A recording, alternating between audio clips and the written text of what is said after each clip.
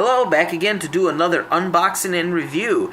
This time it's of a kit, and actually more accurately a service, that is referred to as TELOYEARS. Now, what is TELOYEARS? Well, it's a service that measures your telomere length on your chromosomes. Now, if you don't remember what a telomere is, we'll just look at their little icon, or their little logo, which is actually really clever, and I'll explain why, if you don't already know. But if you take away this little blob here, which is supposed to be the head of this little critter man that's going yay and jumping up in the air, but if you take away the little circle here, this is also, let's cover that. That's somewhat what your chromosomes look like. So, of course, you have 23 pairs, 46 chromosomes total, and those basically kind of make you who you are, at least on a genetics level. And okay, so all the information is stored in these parts that would be white here, and these little I don't know what orange parts here are where the telomeres would be. Again, forget the circle there, just these four. And those are caps. They're protective caps. And what they do is these don't really code for anything. They just essentially are there to protect all this information that's in the body of the chromosome. And what do you say, well, what is it protecting against? Well, deterioration, and also so these your chromosomes don't stick together. So anyway, so now you say, well, that's all good, but what the world does that have to do with why would you care about that? Well, and what they found out is as these shorten with age, your DNA becomes more and more vulnerable. So, and when DNA gets either denatured or damaged in any way, well, we know the consequences of that. It can be many, to not even noticeable to very noticeable and very destructive. So the idea behind the service is the more telomere length you have, essentially the more protected your DNA is, and the younger you are DNA-wise, or at least your DNA has a longer, more tire tread left on it. We'll just say it like that. Okay, so this is, as you can see, this is the home sample collection kit. So how does this work? Well, I got this envelope in the mail, and inside was this kit, of course. Also, they send you a return envelope with postage paid. So we're going to go ahead and put the sample in here, and you just stick this in the mailbox. That part's simple. They give you an extra one of these. This is the Lancet. To get the information they need, they're going to need to have a drop of your blood. Actually, it's maybe a little more than a drop, and we'll get into that later. But this is the type of device you're going to use to prick your finger. Now, this one here is actually a backup, and you can see there, it's the spare, and you return it if unused. Right off the bat, I kind of thought this was funny. Usually in this kind of medical stuff, if you don't use it, you just toss it. It seems kind of wasteful, but this stuff has so much, well, yeah, you don't want to use someone else's and get contaminated or transfer, sickness or disease. So usually if you don't use it, you toss it. And to say that have this here saying return if unused, I don't know. I would have preferred they just say, hey, just keep it, because that kind of makes me wonder. Are they recycling everything over there? Anyway, but I'm going to put that aside, and I don't think I'm going to mess up, so I don't think I'm going to need this. But anyway, so here's the main kit, the back of the box. It's, nothing super, just the front. It had a little piece of tape closing it. This opened, well, in transit. Luckily, everything stayed in the envelope. So when you open it up, what you have here is the essentially instruction guide, and we'll go through this. And I like this because they have big pictures. So I mean, step by step. So we'll get to that in a second. But what else is in the box? All right, here is a bundle of stuff, and it all makes sense. And this bag, by the way, is going to be important, so don't throw away this bag. You keep this. You can use what's inside of it, obviously, but keep the bag, and we'll see why in the instructions that I'll show in a minute. So what do you get in there? So you get an alcohol pep pad. That makes all kinds of sense. There's a Band-Aid for after you're done. And on the back, they have this big piece of gauze. I don't really think you're going to need this much gauze. I mean, unless you totally cut yourself open. But anyway, I guess it's better to have it than not, right? Okay, so let's get to the important bits here. Next thing, and they kind of have this little holder here, but I would like to say the holder didn't do a very good job of holding anything in place. See, everything's just kind of sliding around. And at this price point, I would expect a little better. I mean, this is a really cool service. From what I read about it, I think they could do a little better on the packaging. Okay, but if you have retained all the little bits and they haven't rolled all over, you have a lancet that, I guess this is the primary one, right? Okay, then you get this little guy here, and I first thought this was like a Band-Aid, but obviously it's not. When you look here, you can see this is the collection strip. And if I don't know if it's coming up on camera, but this part's like the handle, and then this top here has some kind of absorbent little sponge type deal, and that's what's going to soak up the blood. Initially, I thought you were just going to drop, like literally drop a drop of blood into the tube, which I'll show you in a second. But no, you soak it up on this little sponge apparatus here, and as the instructions will tell you, and you'll see later, you have to fill up the whole sponge, which goes up to about here. So they say that'll take about a minute. So, okay. And what else? Okay, and this thing here, the tube. You can see, once again, they have a reminder about how much blood to collect on the little sponge apparatus. They have a date here, and I'll show you in the instructions what date you're supposed to write there. And, okay, and then just again, and then there's a lot number, and it looks like a little QR code and all that stuff. Okay, so, and I can only assume that that number is is tied to you. Oh yeah, I should talk about that. On the before you get sent this, you fill in all your information. Okay, your name and your age and all that stuff. So I'm gonna guess this QR code represents me, or at least that number does. Okay, anyway, so without further ado, let's show you the instructions. So I already looked through this, but I'm just going to do this thing where I pan it in front of the camera, and that way you can pause or do what you need to do to make sure you catch all the information. So the first thing is this thing right here. Okay, so once you've done that, then you can start the steps, and here they come.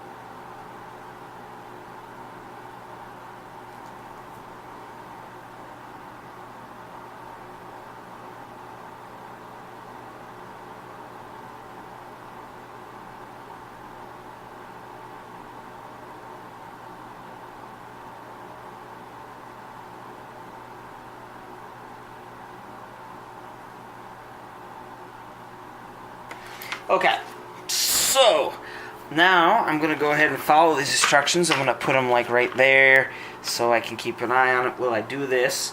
And I'm going to go ahead and, what do I have to do? Fill in some information on the tube, wash my hands, and prick myself. So I'm going to go do that now. Alright, so I washed my hands and I wrote the date on the tube. So let's see here. Alright, so write the date on your collection, 1 blood drop sample, blah, blah, did that.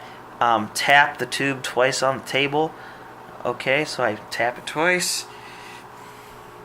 Yes, do it where you guys can see. Let me move this back a little. Alright, that's forward. Okay, so here we go. Tap twice, huh? Alright. Okay. Place tube upright into the thing in the tray.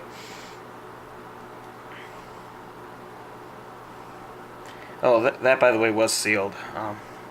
Or I mean, it wasn't sealed, but you could tell it was on there pretty tight. So that's good. And there appears to be a little gasket in this tube. That's probably where that seal came from. Okay. Did that. Now, next step is to, here we go, twist off the pink tab from the fingertip. That's it. So get this guy here. Okay, I'm supposed to twist this thing off, the top part. I'll even do it in the same direction. They had it going this way, so okay. And when you do that, this is what it looks like. Okay, I see. It's probably like a spring thing. I'm pretty sure this white part depresses, and after a certain point, a little prick probably shoots out, like a little needle type deal. And the top just looks like to be a closure. Alright, so I'm going to put that little thing on the side. I'll use this. Okay, that works pretty well. Okay, and now what is I supposed to do? I'm supposed to open the collection strip. Okay, Alright, so I gotta open this thing. You know what? I should probably open this right now, right? And I know I'm gonna need this, so I'll take this one out, get that ready. Band-Aid, I'll get out just in case. What in the world's this now? Hold on. What's... Oh, wait. I have a way of figuring that out. I should probably close this tube so it doesn't get stuff in there for the time being. Okay, temporary, close that. Let's see what that thing is. This is like the things that are included. Alright, so I'm trying to figure out what this thing is. 7 is small, clear, baggy. Okay. Is that the bag I'm supposed to use? Nah, because it has something inside it. Hold on now. We gotta figure out what this is. What? Do I use this? I was kind of thinking I put it in here. I thought I put the tube and the used lancet, I thought I put back in this bag. I'm gonna take everything out. Hold on. Take that out. So there's this bag, the bag that all the bandage and stuff came in. And then there's this little bag with what appears to be, is that something to write on? No, that feels like a little piece of some kind of gauze in there. So, hold on. Now, what do we do? Let's go back to the instructions here. Oh, okay. No, actually, this is good that I actually stopped to look at this. If you see in the picture, I don't know if it's coming up, but they got them both in a plastic bag, and then you see right here, there's like opaque white color square, and that must be that right there. Okay. And alright, so I correct what I said earlier. This bag, I guess you can keep it or whatever, but you don't use this again. It's this little thing that the things go in. So if we real quick, let me just pull this up. So you got that there, and then this, once I spring it, go in there. And yeah, they will fit in the bag. Okay, so that's the small bag you use. Alright, now that we know that, put everything back where it was. Okay, I gotta keep this, so I'll put that right there. I was using this. Alright, put that back up. Alright, so small correction, but we're still good. That's why you always read the directions. Alright, so, okay, I was supposed to be opening this. That's what I was doing. Alright, so, open this guy here. And I'm gonna do it just like they show in the picture, and only expose that so I can grab it. I'm all being like super careful and stuff, but why not? Okay, so there, I got that. Okay, then I'm supposed to get this, find the punch site. Oops, I need to get my gauze out. Okay, so in case it says that after you make the punch, you're supposed to wipe the first, it says wipe away the first drop of blood, which I'm glad I read that because I would have probably collected that. So get my gauze out. Got that. Alright, so I have everything in a semi-open state right here. I got my this, which I have to use. Okay, so identify the punch site, use middle finger, clean with alcohol wipe, and poke. Alright, so here we go. Get the alcohol wipe, middle finger on your non-dominant hand, so right there.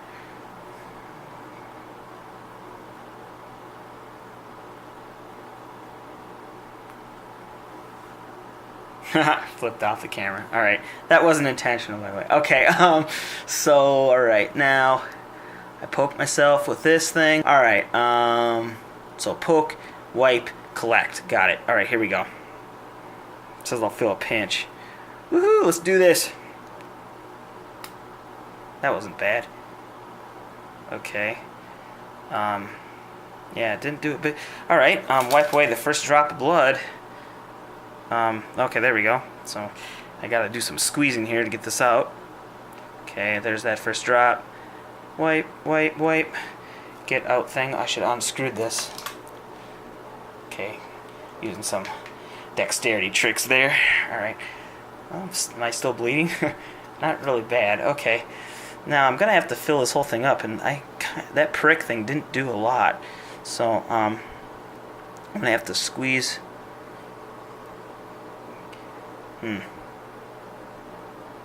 Oh boy. So first off, that lancet didn't do a lot.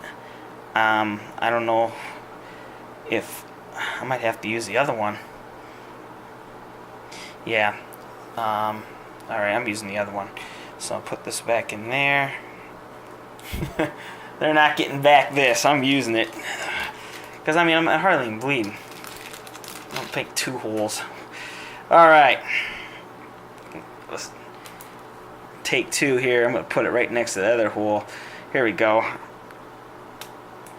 Okay, that one was a little better. Trick is you got to go in, I guess, where your thin skin isn't, like, really thick. Alright. Yeah, wipe away the first drop. Now we're just going to go for it. Here we go. Alright. Oh, nope, we're doing it. Here we go.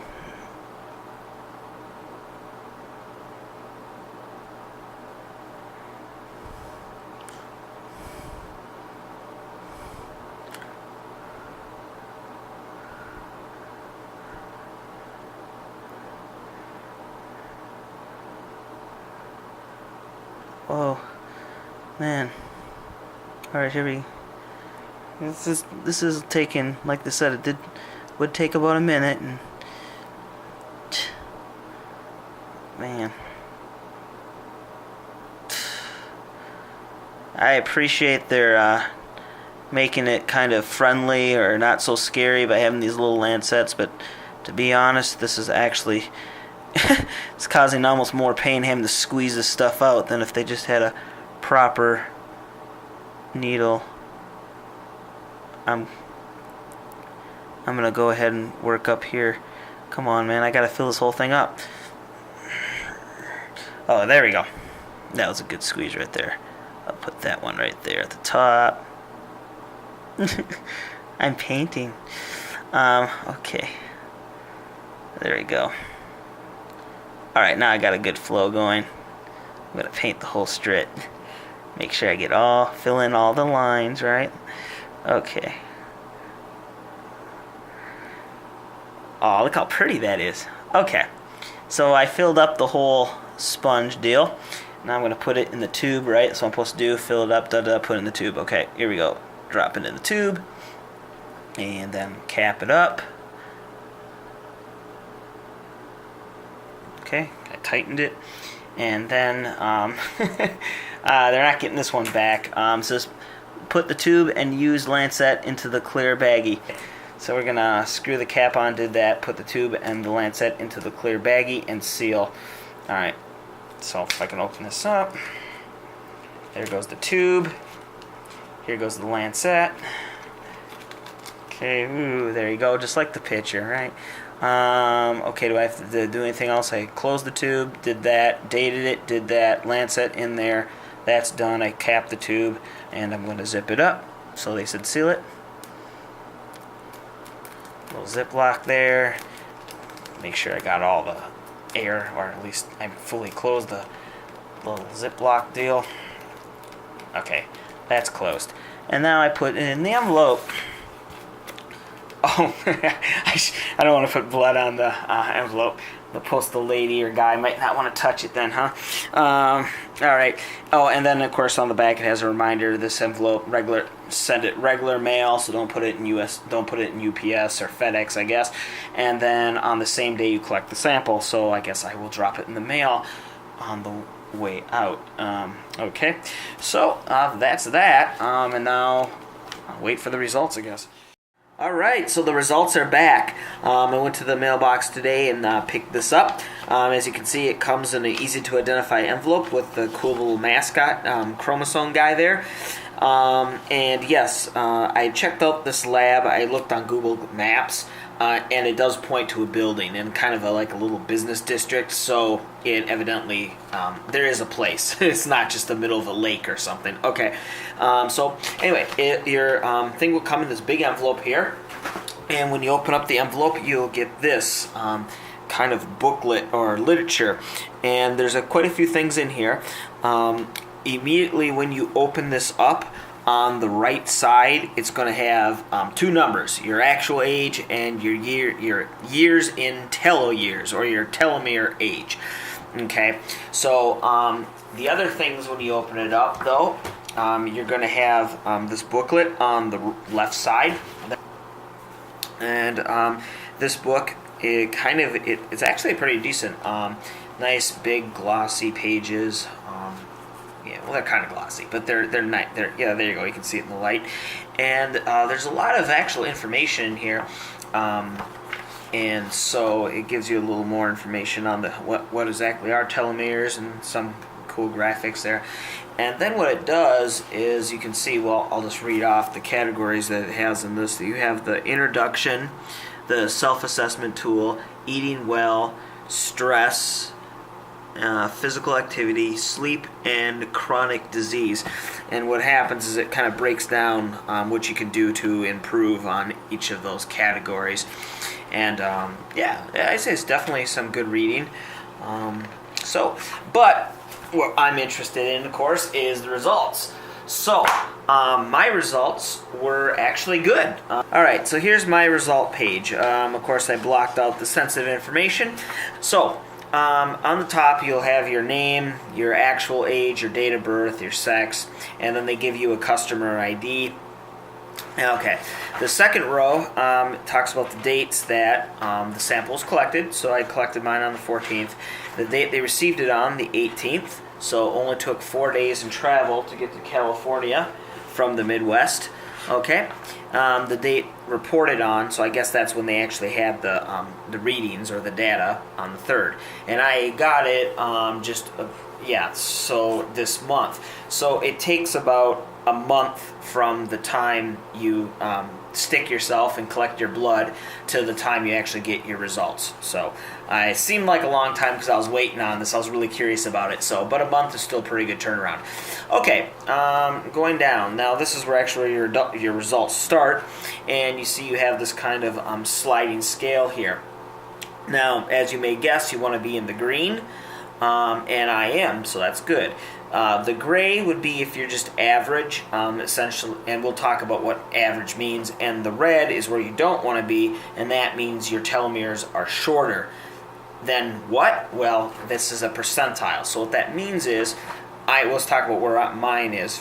I'm at the 56.8 percentile. And what that means is that my telomeres are longer than 56.8% of males my age. Okay, so that's what that means. So if you were in the gray, then that would mean, it's kind of, I guess, if you were at the 50th percentile, then it would be like a coin toss. Half the people, you have longer telomere length, and half of them you're shorter than. So the further to the green, the better, obviously. Okay, moving down to this next one, they kind of do it in a number line type deal. So at the top would be your age, and at the bottom here is the telomere length. And then it plots where you are. So my length in teloyears is up here, which is a lower number than my actual age. Okay? So, and then moving down, there's a little quick summary there. So you can see that My date of birth puts me at blank 6 years, but I'm actually teloyears at blank 1. So again, younger teloyears wise than actual age, and then there it goes in the simple bar graph. You can see that my difference is 5. 5 years to the good, 5 years younger, green, outstanding. Okay, so that's what your results will look like. And yeah, the book is something I'll actually read. I think this actually looks like something good, even if you're just reading it while you're sitting on the can, right? I mean, what could be more important? So that's good. And then, yeah, so what do I think about this whole program? Actually, I think it's really, I like it. Just going here, I'll open up. They had a real quick history. We won't get into the. I'm not going to read all the history about how the company started and all that. Although that's interesting. What I was gonna, let me just pull it up real here if I can scan read real quick. Okay, so yeah, and in conclusion, this is why I think this is important. So. It all started with an award in the field of telomere biology. In 2009, one of the telomere diagnostic founders won the Nobel Prize in Medicine in the field of telomere biology.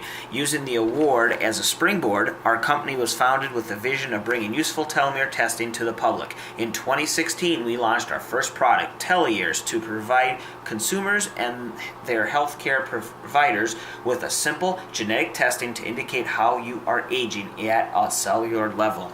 Now, it's a good summary of where this came from and what they hope to do with it. And I also think it's important because right now, this is kind of for, I guess you could think, the curious, the health nuts, or people that might have a particular reason why they need to know exactly how they're aging, cellular-wise. Maybe you have some condition or whatnot.